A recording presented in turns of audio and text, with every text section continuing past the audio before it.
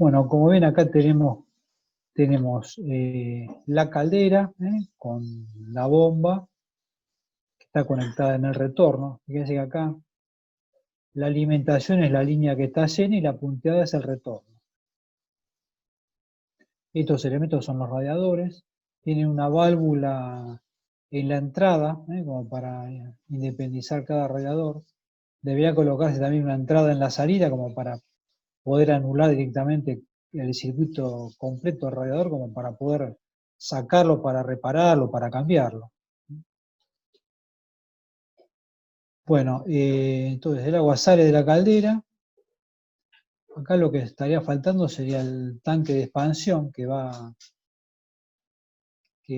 sobre en la elevación de esta cañería hacia la azotea. Este es el tanque de expansión ubicado. Bueno, ahí estamos alimentando. Bueno, acá estamos en dos plantas. Esto sería una distribución superior, porque vamos de arriba hacia abajo. Acá tenemos la planta alta y acá tenemos una planta baja. Bueno, entonces alimentamos el radiador, vamos por el retorno, alimentamos con el otro ramal, el otro radiador, salimos por el retorno, en la planta baja alimentamos el otro radiador. No, perdón, el caño está por abajo, distribución inferior, no superior, estamos viendo de abajo hacia arriba. Bueno, nosotros vamos a tener un tipo de alimentación, en este caso, que es forzada. Nosotros tenemos un salto térmico de 10 grados, porque en la entrada del radiador tenemos 90 grados y el retorno es 80 grados. Esto vamos a ver que si estas temperaturas a la entrada y la salida son distintas, o sea, siempre el salto térmico va a ser 10 grados, eso sí. Pero puede ser que en lugar de 90 grados entre a 85, 80 o menos temperatura. Entonces vamos a ver que el radiador va a rendir menos porque tiene menos temperatura y bueno, va a haber una curva para poder corregir el rendimiento del radiador. Bueno, como en el caso del agua fría, el caudal que va a conducir el caño va a ser la cantidad de calor dividido el salto térmico, o sea, cantidad de calor dividido 10 en este caso. El caudal máximo de la bomba, acá tenemos alrededor de 3.500, 1.500 son 5.000 y 3.000 son 8.000. O sea, en total tenemos que abastecer 8.000 kilocalorías hora. Bueno, quiere decir que el caudal de la bomba va a ser 8.000 kilocalorías hora. Este caudal, entonces, lo calculamos como 8.000 kilocalorías hora dividido 10. Entonces vamos a tener 800 litros por hora. Bueno, para determinar el gradiente, vamos al ábaco. Bueno, ya dijimos la semana pasada que las velocidades en el caso del agua caliente son menores que en agua fría. En agua caliente tenemos entre 0,4 y 0,8 metros por segundo. El agua caliente, si circula con demasiada velocidad, puede producir vapor o más erosión en las cañerías. Por eso es que no se le da tanta velocidad. Si genera vapor, bueno, va a producir ruido y en la cañería va a perturbar la circulación del agua. Bueno, nosotros vamos a adoptar una velocidad de 0,5 metros por segundo y con el caudal máximo de la bomba de 800 litros por hora. Esta es la velocidad de 0,5 metros por segundo. El caudal lo tenemos acá en las ordenadas. Cortamos 800 litros por hora con la velocidad y ahí tenemos el R. Bueno, este R dijimos que es 14 milímetros de columna de agua por metro. Bueno, siempre con el R constante vamos cortando los caudales de los otros tramos. Acá vamos a proceder como en el caso de aire. Tenemos que arrancar desde el último elemento, o sea, este tramo de cañería que alimenta este radiador solamente va a transportar los 3.000 kilocalorías hora o 300 litros por hora. Este tramo que alimenta el radiador de 1.500 y de 3.000 va a transportar 4.500 kilocalorías por hora o 450 litros. Entonces, bueno, vamos viendo cada tramo qué caudal transporta, entonces de esa manera lo vamos dimensionando. Entonces teníamos el tramo de 800, el de 450 que alimenta 2 radiadores, el de 350 que alimenta el radiador que está solo a la izquierda, el de 300 que está arriba a la derecha y el de 150 que está abajo a la derecha. Cada tramo de cañería interceptamos la recta esta R constante y ahí obtenemos el diámetro. Bueno, esto no es como el caso de conductos que se fabrican a medida y podemos detener directamente cualquier tamaño. En este caso, como tenemos diámetros comerciales, tenemos que elegir el caño que esté más cerca de mi punto de intersección. Bueno, en este caso, vamos a ver el tramo 1 y 6. De acá está, fíjense, el 800 está entre 3/4 y 1. En general, lo ideal sería siempre elegir el superior, pero si está muy cerca del inferior, no hay mucho problema en adoptar el caño que está más cerca del punto. Entonces, bueno, 3/4. El tramo 2 y 5 que transportan 450 litros por hora, este sí está cerca del 3/4, que seguimos con 3/4. El de 3000, que está por acá, este está cerca del de media pulgada. Entonces, bueno, media pulgada. Y el otro tramo de 1500 o 150 litros por hora está por debajo del de media, o sea, estaría cerca de 3/8, pero bueno, dijimos que nunca usamos el de 3/8 porque es un diámetro muy pequeño y se obstruye con mucha facilidad, por eso nunca vamos a usarlo. El diámetro mínimo que vamos a usar es media pulgada. Bueno, el de 3500, que está por acá, también está muy cerca de media, así que elegimos el de media pulgada. Bueno, entonces lo que tenemos que hacer es verificar que la presión de la bomba me lleve ese caudal de agua hasta el radiador más desfavorable, que en nuestro caso el radiador número 2 es el más desfavorable porque es el que tiene el recorrido más largo entre alimentación y retorno. Entonces verificamos ese circuito. Bueno, el gradiente hidráulico, que ya lo conocíamos, es 14 milímetros de columna de agua por metro. La fórmula es la misma que usamos en todos los casos para calcular la contrapresión. Es 2 veces la sumatoria de la longitud geométrica por el R más la sumatoria de Z'. Bueno, acuérdense que tomábamos este 2 para tener en cuenta todos los accesorios de la instalación. Los test paso recto, test paso lateral, codos, curvas. Todo lo que está en el trayecto de la instalación lo tenemos en cuenta como longitud equivalente con este 2. Entonces sumamos 2 veces la longitud real por el R.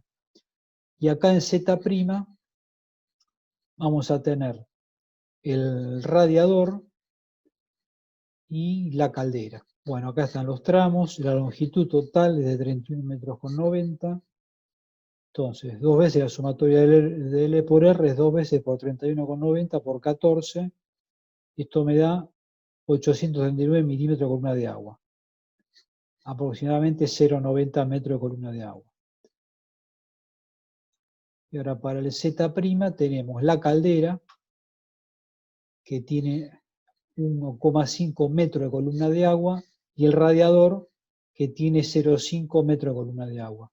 Entre los dos suman 2 metros de columna de agua. Bueno, más los 0,9 debido a la cañería, tenemos 2,90 metros de columna de agua.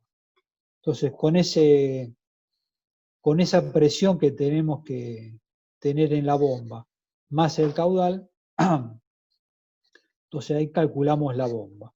Bueno, en algunos casos se puede dar que a la salida de la caldera se monta un colector.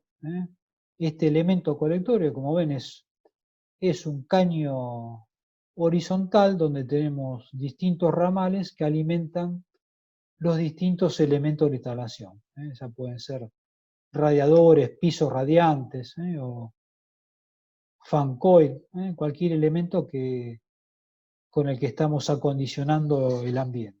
Vamos a tener un colector de alimentación, este que está de rojo, y el de retorno que está en azul. Esto se usa muchas veces para cuando tenemos hay distintos circuitos muy distantes, cuando no podemos sacar un caño único de alimentación. A veces se usa este elemento, se usa mucho esto en pisos radiantes para establecer distintos circuitos en los paneles. De esa manera uno puede independizar cada circuito. Por ejemplo, en cada local tenemos un elemento radiador, ya sea radiador o piso radiante. Si en cada circuito le ponemos una llave, podemos cerrarlo e independizar cada habitación del resto de la casa, por ejemplo. Con ese criterio se usa este colector, que es muy similar al que está debajo de los tanques de agua. No sé si alguna vez tuvieron posibilidad de ver alguno. En este caso, el colector está puesto en cada piso. Acá tenemos colectores de alimentación y de retorno en el piso alto y de alimentación y retorno en el piso bajo. Podemos tener también retorno compensado con colector. Bueno, de la misma manera como se calculan estas cañerías de agua, podemos calcular las cañerías de refrigerante. Son las que vinculan nuestros elementos del circuito frigorífico. Acuérdense, el condensador es lo que está en el exterior, el compresor es el que eleva la presión del refrigerante y la temperatura. Y el evaporador es el que está en contacto con el aire del ambiente. Y tenemos la válvula de expansión. Bueno, acá vamos a tener la línea de succión que va del evaporador hasta el compresor. El compresor, bueno, succiona el refrigerante en estado gaseoso, lo comprime. Tenemos la línea de descarga del compresor que va hacia el condensador, y después acá tenemos la línea de líquido. O sea, en el evaporador se genera el gas, en el condensador se genera el líquido. Entonces vamos a tener línea de gas de succión que va del evaporador al compresor, la línea de descarga del compresor que va al condensador, y después la línea de líquido que va del condensador a la válvula de expansión. El compresor, ya este tema lo vimos, está lubricado por medio de aceite que se mezcla siempre con el refrigerante. Bueno, a veces en circuitos muy largos es necesario colocar trampas de aceite para que no se pierda en el recorrido del circuito. Tiene que siempre retornar a la bomba, al compresor, para que esté lubricado todos los elementos del compresor, si no se puede llegar a quemar. Esto es una trampa de aceite, ¿no?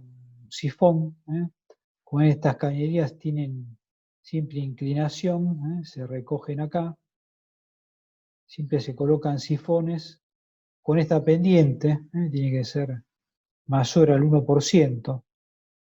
De esta manera se genera acá un depósito de aceite como para que después lo pueda arrastrar el refrigerante de vuelta al compresor. Bueno, y las tuberías verticales también, como ven acá en el fondo de la cañería, acá en la parte terminal de la cañería también hay un sifón como para que el aceite que pudiera ser arrastrado por el refrigerante en esta parte caiga acá, en este sifón, y después el compresor lo vuelve a arrastrar. Bueno, y en la línea de líquido, también, bueno, estas líneas en general siempre dicen los fabricantes de equipos, dan longitudes máximas de cañerías,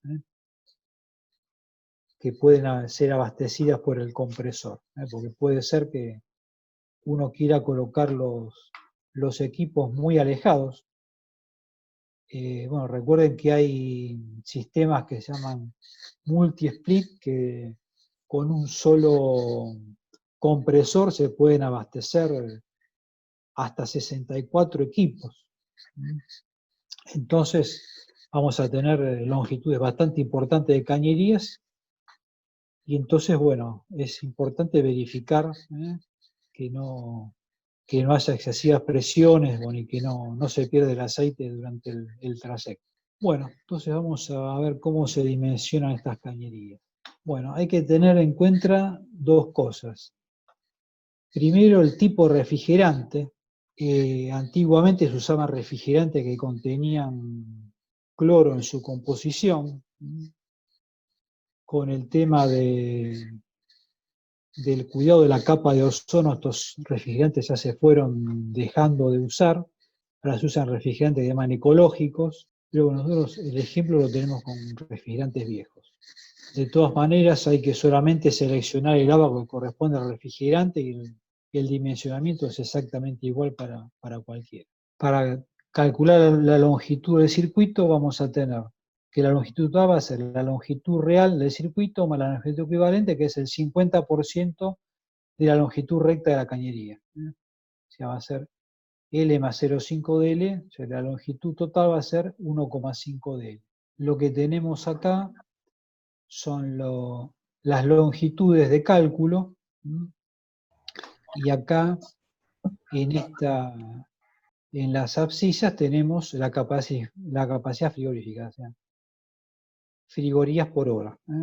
Acuérdense que la frigoría era equivalente a la kilocaloría. O sea, según la capacidad de nuestro equipo y la longitud de la cañería, vamos a cortar, y acá nos va a dar el diámetro que corresponde de cañería. La anterior era para la cañería de succión. Esta es la cañería de descarga. Acá estamos hablando de cañería de gases. Succión era del evaporador al compresor, y descargas del compresor hacia el condensador. La misma presentación. En las ordenadas, la longitud de cálculo, y en las abscisas tenemos la capacidad del equipo frigorífico. Bueno, y en la línea de líquido, lo mismo. Longitudes y capacidades. Francisco, quería hacer una aclaración. Decime. Hablando un poco de lo que es el tema este de refrigeración, llevándolo a su casa, por ejemplo, ustedes que tienen seguramente alguno en su casa aire acondicionado tipo split, lo que van a encontrar es dos partes en el equipo. Van a encontrar la unidad interior, que es la plástica, que adentro tiene lo que Francisco llamó evaporador y la válvula de expansión. Y la unidad exterior, que es la metálica, esa que sea un ventilador, adentro tiene el compresor y el condensador. ¿Qué pasa? Esos equipos ya vienen con cañería, es decir, con salidas con diámetros fijos. Por ejemplo, un equipo chico, que es 2.250 frigorías, hoy en día en R410, que es el gas que se llama ecológico, es una mezcla entre dos gases, R32 y R125, si mal no recuerdo. Lo que hace es, tiene un caño, por ejemplo, de salida, el caño de líquido es un caño de 1/4 de pulgada, y el caño de succión, es decir, el que va del evaporador hacia la condensadora, es un caño de 3/8, si no me equivoco. Esas medidas ya vienen en el equipo, es decir, uno no las puede cambiar. Lo que sí puede hacer uno es, en caso de tener longitudes excesivas, verificar que esas medidas estén dentro de lo que dan las tablas. Si ustedes están armando un equipo, van a tener que hacer el cálculo individual de cada cañería. En cambio, cuando uno compra el equipo armado, lo que puede hacer es verificar que la cañería sea la adecuada al largo que ustedes le están dando, es decir, a la instalación, porque posiblemente en una casa tengan una cañería, por así decirlo, una instalación necesita un mínimo de 3 metros de caño en un aire acondicionado split para funcionar. ¿Por qué? Porque el ciclo frigorífico que necesita el equipo necesita esa longitud de caño mínima para funcionar correctamente. Después uno le puede agregar más metros de caño sin salirse de los parámetros que da el fabricante, pero llegado a un determinado momento le va a tener como que empezar a agregar gas al equipo, es decir, con lo que trae el equipo de fábrica te da un rendimiento. Cuando uno se va de ese rendimiento, de esos estándares de fábrica, uno le tiene que agregar gas para que el equipo pueda bueno, sí, rendir, sí. por más que empiece a perder rendimiento, para que el equipo pueda seguir enfriando. Porque ¿qué pasa? Si un equipo split pierde gas, va a bajar el consumo eléctrico porque el compresor no hace fuerza, pero al mismo tiempo no va a enfriar. Entonces no termina sirviendo porque nunca llega a los requerimientos que necesita el ambiente. No, por No eso me los quiero ir split mucho del tema. tienen también una distancia máxima entre el evaporador y el condensador, porque si no, no funciona el equipo tampoco. Claro, No bueno, puede y poner otro en tema cualquier es, como lado. estaban en las diapositivas anteriores, la importancia de que si la unidad condensadora, que es la unidad exterior, está por encima de la unidad evaporadora, esa longitud es muy importante, no solo respetarla, sino tener el cuidado de que si no podés llegar es decir, si tenés, por ejemplo, 3 pisos, hacer ese sifón o que le dicen cuello de cisne, para que la unidad condensadora y el compresor, en especial el compresor, pueda absorber todo el aceite que necesita para lubricarse desde abajo, es decir, el aceite que tiene el compresor se mezcla con el gas refrigerante en estado líquido, se va hasta la unidad evaporadora, no es lo ideal, pero pasa por la circulación del gas, y el mismo compresor tiene que tener la capacidad de poder absorber ese aceite por sí solo, es decir, ¿por qué? Porque una vez que entra a la unidad evaporadora, se hace como el efecto de un aerosol, el aerosol cuando se expande se enfría dentro del evaporador, y cuando se produce esa expansión, el líquido que venía en la cañería de líquido se transforma en gas por un lado y el aceite por el otro. El compresor absorbe ese gas, pero tiene que tener también la capacidad de absorber ese aceite para volver a lubricarse. No me quiero ir mucho de tema, pero bueno, la idea es que lo puedan asociar a algo más conocido, los equipos hogareños, más chicos. Bueno, vamos con el ejemplo. Bueno, entonces acá tenemos el esquema de las cañerías que tenemos que calcular. Acá tenemos el evaporador en contacto con el aire del ambiente, la cañería de succión o de aspiración, el compresor, la cañería de descarga, el condensador que está en el exterior, y acá tenemos la cañería de líquido que va desde el condensador, bueno, acá faltaría la válvula de expansión, no, que esta cañería de líquido es la que vuelve al evaporador.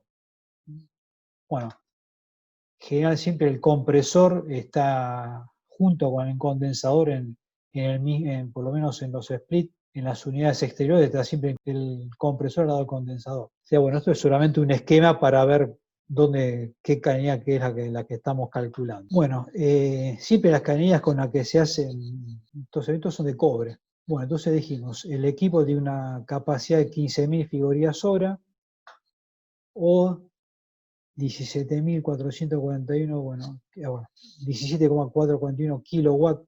Bueno, entonces acá tenemos las longitudes de las cañerías. La de aspiración sería esta, la del evaporador al compresor, tiene 4 metros. La de descarga, que va del compresor al condensador, tiene 6 metros. Y la línea de líquido, bueno, que baja del condensador al evaporador, tiene 10 metros. Dijimos que para tener en cuenta todos los accesorios que están en el recorrido de la instalación, tomamos un 50% más para tener en cuenta la longitud equivalente de los accesorios. Entonces tenemos la de 4 más el 50% son 6 metros, la de descarga de 6 metros, más 3 son 9 metros, y la de líquido 10 más 5 son 15 metros. Bueno, esta tenía entonces 6 metros, estamos acá, acá estamos en miles, ¿no? Así que tenemos que buscar en 15. Si esto es 10, 20, estamos en 15, estamos acá. Y 6, estamos acá sobre la línea de 3 cuartos. Cañería de 3 cuartos. La de descarga es 9 metros. La de descarga, tenemos de nuevo 15 con 9 metros. Estaremos en 9 por acá más o menos. Con 15 por acá, con 9. Bueno, está muy cerca la de 5 octavos, que era lo que había dado. 5 octavos. Bueno, y por último la de líquido, que tenía 15 metros. Estamos acá en la mitad. 15 metros con 15. Estamos más o menos por acá. Estamos en media pulgada. Bueno, ya que tenemos entonces 3 cuartos para la de aspiración, 5 octavos para la de descarga y media pulgada para la de líquido. ¿Y por qué les parece que la cañería de aspiración es más grande que la de líquido? Y por el estado en que está el gas, el líquido refrigerante. Acá es gaseoso, así que ocupa más volumen que cuando es líquido. Por eso la cañería tiene que ser menor. Bueno, esta es una tabla donde están los distintos refrigerantes, las capacidades que tienen. No es de mucho interés esto. Bueno, entonces vimos básicamente cómo se dimensionan las cañerías, tanto de agua como de gas. Y es que siempre se usa un ábaco. Entramos en el caso, bueno, de agua, entramos con el caudal necesario a transportar y la velocidad. Y en el caso de los gases, entramos con la longitud de la cañería y la capacidad calorífica del equipo. Son cálculos muy sencillos. Por supuesto, uno si quisiera podía calcular con fórmulas, pero bueno, por eso se hicieron los ábacos para facilitar los cálculos.